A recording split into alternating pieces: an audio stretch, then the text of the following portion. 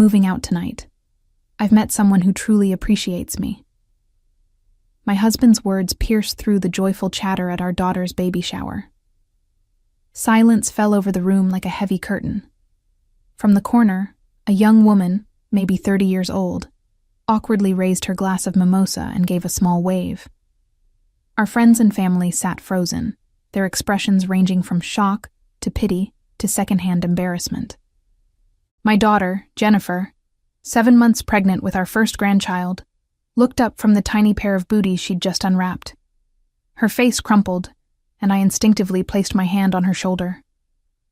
"I'm happy you found your path," I said to my husband of 38 years, surprising myself with the steadiness in my voice. I squeezed Jennifer's shoulder gently, whispered, "I'll call you later," and walked out of the community center in Columbus, Ohio, with my head held high. The May sunshine felt warm against my face as I stepped outside, a stark contrast to the cold reality that had just unfolded. I am Teresa Callahan, 61 years old, a retired school librarian who just watched my marriage publicly implode. But I wasn't as devastated as everyone in that room might have assumed, because I'd known for months. I slid into my car, a sleek new Lexus that Gregory had complained was too extravagant for a retiree, and pulled out my phone. With trembling fingers, anger, not sadness, I sent a text message with a secure link and the simple words, "You might want to check this when you have a moment." As I pulled away from the curb, I glanced in my rearview mirror to see Gregory bursting out of the building, his face flushed as he fumbled with his phone. I knew exactly what he was seeing. Documentation of every financial move I'd methodically made over the past 3 months.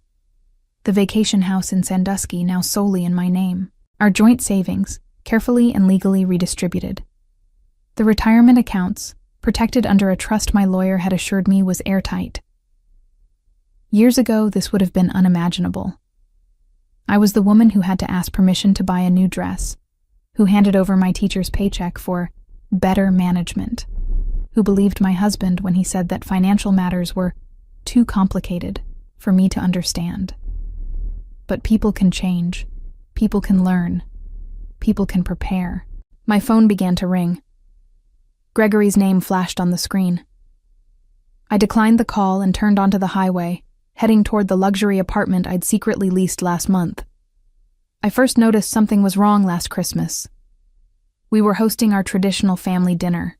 Gregory, myself, Jennifer, and her husband Thomas, our son William, who had flown in from Portland, and a handful of close friends. I was in the kitchen preparing dessert when Gregory's phone, left carelessly on the counter, lit up with a message. "Missing you already. Last night was perfect." The sender's name was Angela B. I remember setting down the knife I was using to slice apple pie, wiping my hands on my apron, and taking a deep breath. After 37 years of marriage, you develop an intuition. This wasn't a colleague. This wasn't innocent. This was something else entirely. I didn't confront him that night. Instead, I began to pay attention. Gregory, once predictable in his routines, had become erratic. Monthly fishing trips extended to every weekend. Late nights at the office became more frequent, despite his supposed preparation for retirement from the investment firm where he'd worked for 3 decades. Credit card statements showed dinner charges at restaurants too fancy for business meetings, always for exactly 2 people. "You seem distracted lately," he said to me one evening in February, not looking up from his newspaper. "Is everything all right?" I almost laughed at the irony. "Just thinking about our future," I replied honestly. Gregory nodded absently. "Don't worry about that. I've got everything under control." That was his favorite phrase. "I've got everything under control." He'd said it when we bought our first home, when we invested in his company's stock options, when we made decisions about our children's education. For decades, I believed him. I trusted him to handle our finances because he was the expert, the successful investment advisor who managed millions for clients. What did I know about money? I was just a school librarian who loved books and children. But watching him pretend to read that newspaper while his mind was clearly elsewhere, I realized something important. Gregory might be having an affair, but his real betrayal had been keeping me financially ignorant for decades. That was a power imbalance I could no longer accept. The very next day, I made an appointment with Valerie Peterson, a financial advisor recommended by my friend Dorothy, who had navigated her own difficult divorce years earlier. Valerie listened carefully as I explained my suspicions and my situation. "You've been married how long?" she asked, reviewing the paperwork I'd brought. 38 years in June. "And in all that time, you've never had your own accounts?" I shook my head, feeling a flush of embarrassment. Gregory always said it was more efficient to manage everything together. "Mrs. Callahan, you need a crash course in taking control of your financial life," Valerie had said, pushing her glasses up on her nose. "And you need to move quickly, but carefully." The next month was a blur of appointments, paperwork, and secret financial maneuvers. I met with a lawyer, Elizabeth Winters, who specialized in high-asset divorces. I gathered documents, made copies, and cataloged every asset we owned. I learned that Ohio is an equitable distribution state, meaning that in a divorce, marital property would be divided fairly, though not necessarily equally. "You've contributed to this marriage for nearly 4 decades, Elizabeth explained. "As a teacher, you helped put food on the table while raising your children. You have every right to an equal share." What shocked me was discovering exactly what that share encompassed. Gregory had accumulated significantly more wealth than I'd realized. Beyond our primary residence and vacation home, there were investment properties I hadn't known about, stock portfolios, and retirement accounts with balances that made my eyes widen. "He kept all this from me?" I asked, stunned as I looked at the statement totals. "Financial concealment is unfortunately common," Elizabeth said gently. "But knowledge is power, and now you have both." Armed with this new understanding, I followed my legal team's advice meticulously. I opened my own bank accounts. I began transferring funds from our joint accounts, not all at once, which could look vindictive, but gradually and strategically.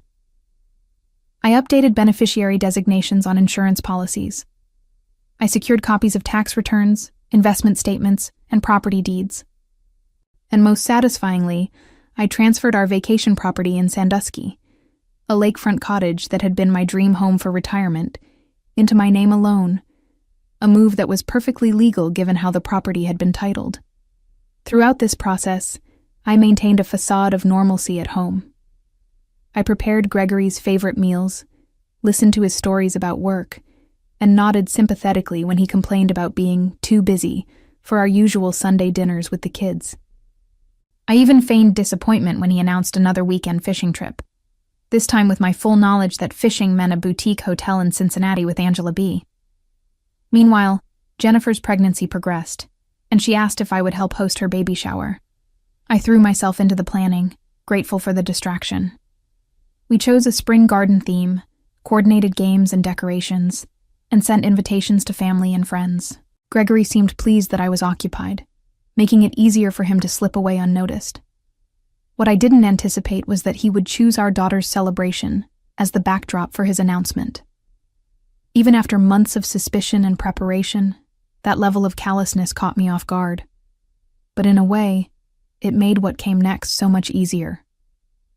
My new apartment was minimalist and modern, nothing like the traditional colonial home Gregory and I had shared for 26 years.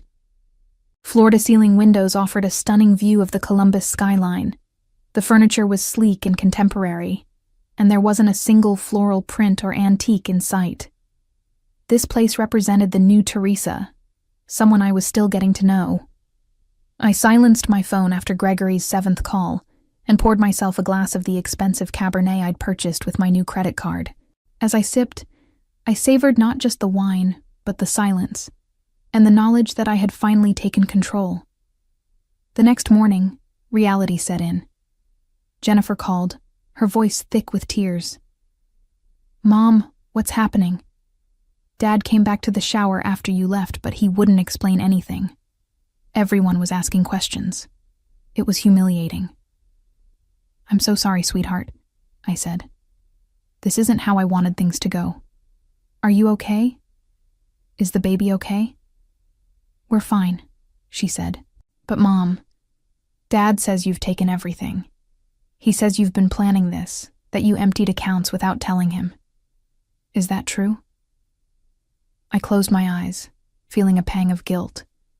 Not for what I'd done, but for how it affected our children. "Jennifer, your father and I need to work through some things. I've protected what's rightfully mine after 38 years of marriage. That's all you need to know right now." "But the baby shower. Why didn't you tell me something was wrong?" "Because it wasn't about me. It was about you and my grandchild. I never imagined your father would choose that moment to announce his decision." After promising to visit her later that week, I hung up and steeled myself for the next call. It came from William, our son. "Mom, what the hell is going on? Dad's completely losing it. He showed up at my hotel room at midnight, ranting about how you've stolen his retirement." "William, please watch your language," I said automatically, the school librarian in me emerging despite everything. "Your father is upset because he's facing consequences he didn't anticipate." "What consequences?" "Mom, he said you transferred the lake house to yourself. That's cold." I felt a flash of anger. Cold? What would you call announcing to our entire social circle that you're leaving your wife for another woman during your pregnant daughter's baby shower? There was a long pause. "Wait, what? Dad didn't tell me that part." Of course he hadn't. Gregory had always been selective with information, a trait I was now employing myself. I spent the rest of the day fielding calls and texts from concerned friends and family. Some were appalled by Gregory's behavior. Others were shocked by my financial maneuvers. Dorothy, my closest friend since our teaching days, came over with takeout Chinese food and a bottle of champagne. "To your liberation," she toasted, raising her glass. "I've been waiting 30 years for you to stand up to that pompous ass." I laughed despite myself. "Have you really disliked him all this time?" Dorothy's expression softened. "I never disliked Gregory. I disliked how he diminished you. How he made every decision, controlled every dollar, took credit for your successes, and blamed you for his failures. You deserve better, Teresa." As we ate lo mein straight from the containers, I filled Dorothy in on my plans. I would be meeting with my lawyer again tomorrow. Gregory had already contacted his own attorney. The battle lines were being drawn. "Are you scared?" Dorothy asked as she was leaving. I considered the question. Not scared. Sad, yes. Angry, definitely. But for the first time in decades, I feel powerful. That night I slept better than I had in months. The next morning, I arrived at Elizabeth's office downtown to find her waiting with a grave expression. "Gregory's attorney has been in touch," she said, gesturing for me to sit. "They're contesting the property transfer and claiming you acted in bad faith." "Is that going to be a problem?" I asked, my confidence faltering slightly. "It complicates things, but we've done nothing illegal. Everything was properly documented and filed. The lake house was transferred through legitimate channels." She pulled out a folder. "However, they're demanding an emergency hearing for temporary financial orders. Gregory is claiming financial hardship." I nearly choked. Financial hardship? The man makes over $300,000 a year. Yes, but according to his filing, he has significant debt obligations I don't think you were aware of. Elizabeth spread several documents across her desk. Credit card statements showing balances in the tens of thousands. A personal loan with a staggering interest rate. A second mortgage on our primary residence that I had never signed for. "How is this possible?" I whispered, my hands shaking as I examined the evidence of yet another betrayal. "There's more," Elizabeth said gently. The girlfriend, Angela Blackwood. She's a former client of Gregory's firm. There's been an ethics investigation ongoing for nearly 6 months. The pieces suddenly fell into place. Gregory's increasingly erratic behavior, his insistence that retirement was still years away, despite our original plan to retire together when I did, the frequent arguments about money that seemed to come out of nowhere. He's been hiding financial problems, I realized aloud. All this time, while making me believe he was the expert. It appears so, Elizabeth confirmed. And there's something else you should know. The firm is considering termination due to the inappropriate relationship with a client. If they find evidence he mismanaged her finances, he could lose his license, I finished. For a moment, I felt a wave of vindication, quickly followed by a cold realization. If Gregory lost his income and professional standing, it could impact the settlement I would receive in the divorce. What does this mean for me? I asked. It means we need to adjust our strategy, Elizabeth said. The good news is that you've already secured significant assets. The bad news is that there may be less to divide than we initially thought. As I left Elizabeth's office, I noticed a familiar car parked across the street, Gregory's black BMW. He stepped out as I approached my vehicle. Teresa, he called, his voice carrying across the parking lot. We need to talk. I hesitated, then turned to face him. He looked terrible. Unshaven, eyes bloodshot, wearing the same clothes from the baby shower. About what, Gregory? Your girlfriend? Your secret debt? The ethics investigation at your firm? His face paled. How did you... I know everything now, I said, surprised by the steadiness in my voice. All the things you kept from me because finances were too complicated for my understanding. You don't understand, he insisted, stepping closer. Angela isn't what you think. This whole situation isn't what you think. Then explain it to me, I challenged. Explain why you humiliated our daughter at her baby shower. Explain why you took out a second mortgage without my knowledge. Explain why you've been lying to me for months. Maybe years. Instead of answering, Gregory's expression hardened. You'll regret what you've done, Teresa. I built everything we have. Everything. You wouldn't even know how to manage these assets without me. I smiled, a genuine smile that seemed to unnerve him. That's where you're wrong. I've learned quite a lot recently.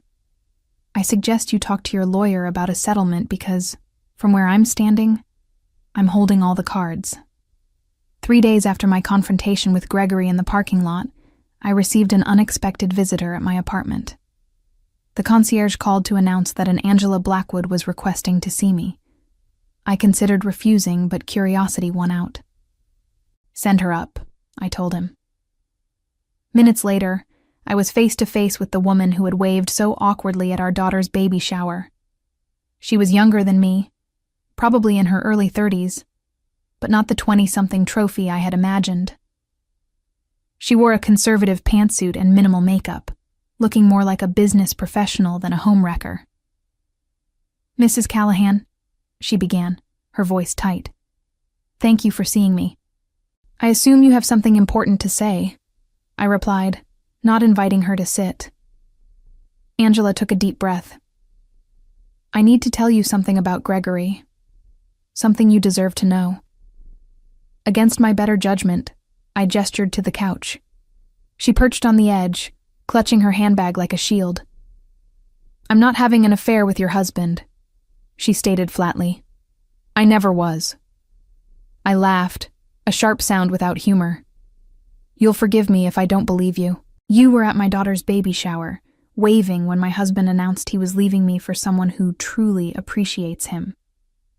I was there because Gregory insisted, she said. He told me it was a business brunch.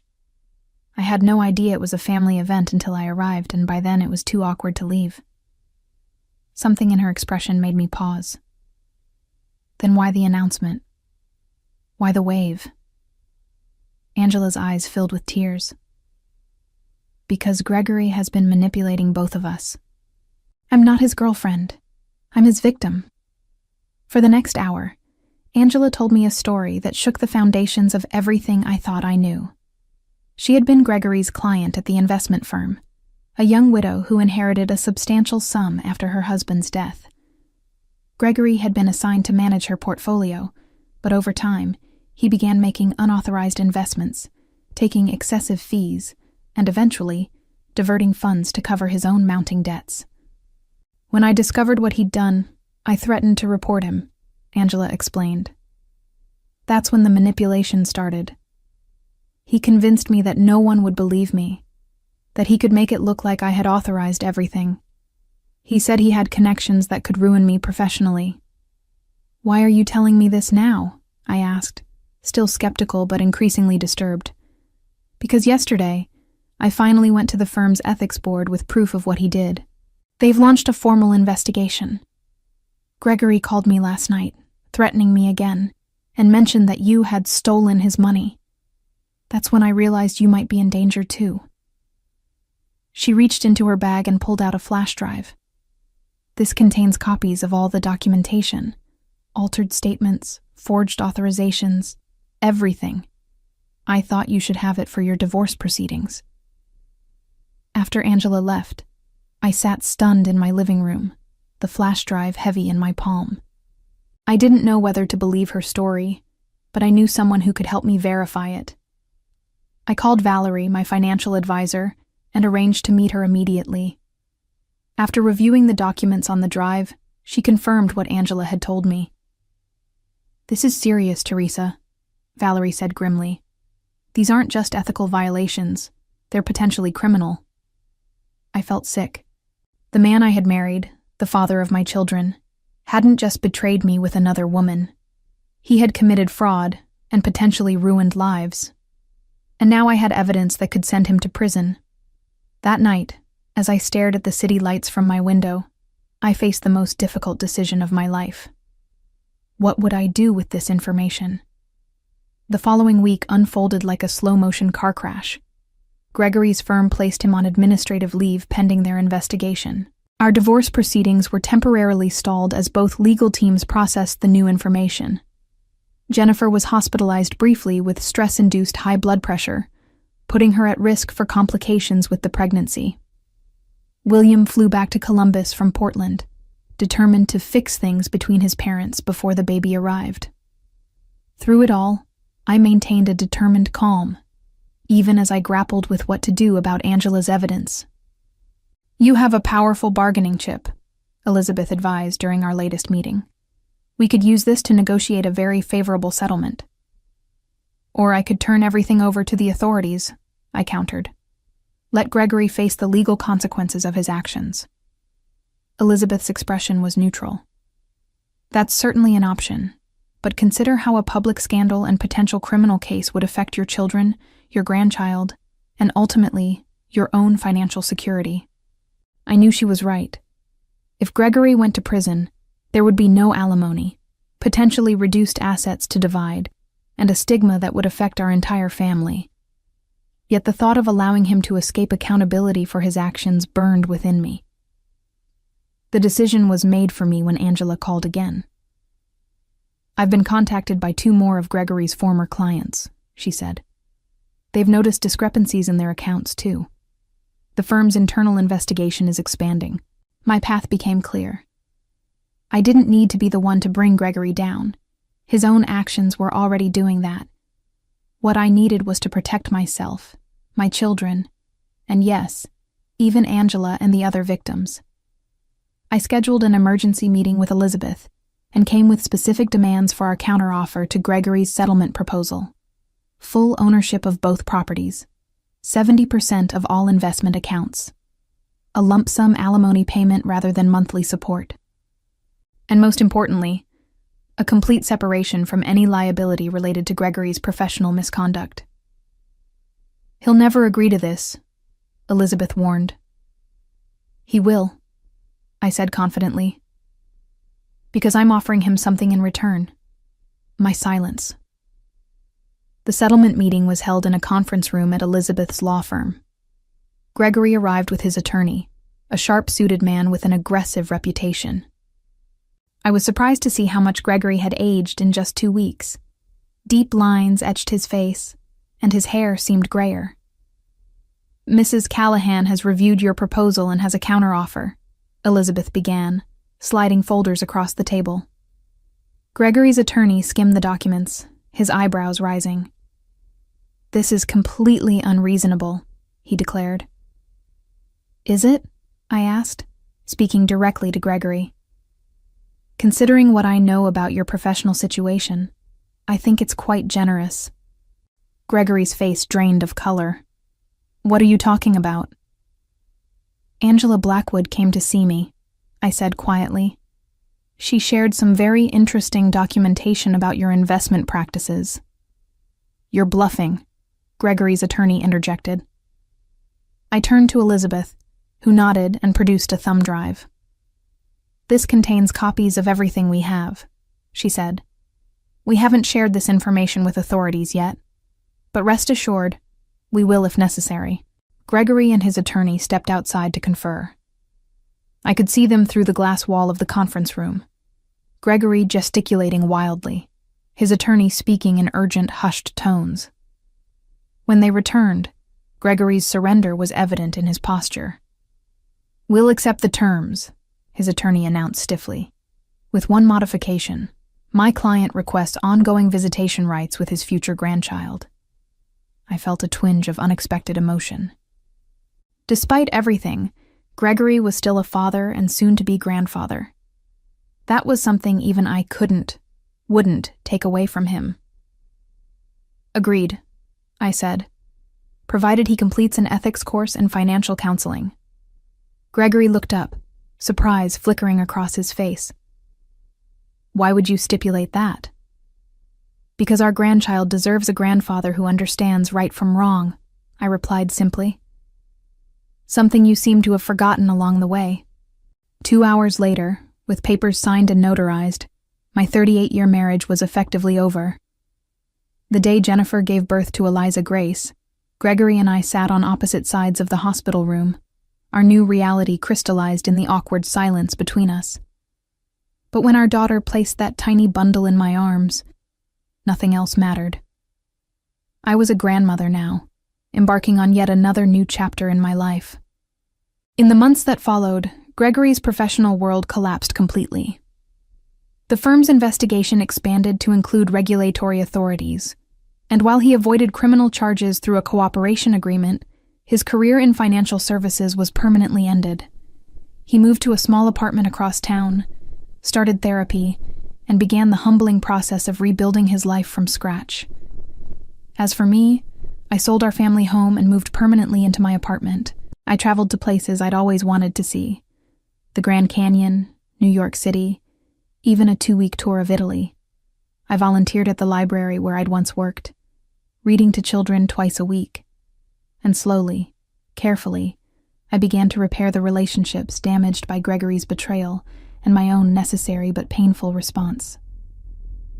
"You know," Dorothy said one evening as we shared dinner on my balcony, "you've completely transformed this past year. You're not the same Teresa I've known for decades." I considered this as I looked out at the Columbus skyline, golden in the setting sun. "I'm exactly the same person," I corrected gently. I just finally allowed her to emerge. Looking back on my journey from betrayal to empowerment, I realized the greatest revenge wasn't in the assets I secured or the dignity I maintained. It was in discovering I had been capable of rescuing myself all along.